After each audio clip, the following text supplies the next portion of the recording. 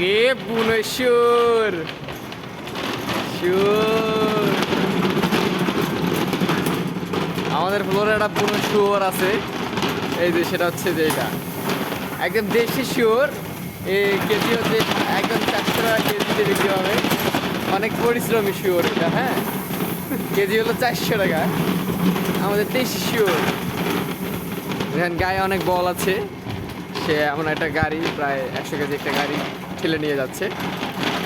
এই দেশি শুয়োর, শুয়োর, এই শুয়োর, এদিকে তাকা একটু।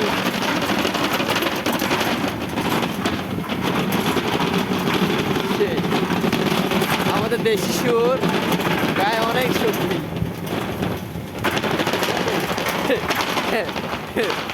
অনেক আগস্ট কে বেড়া।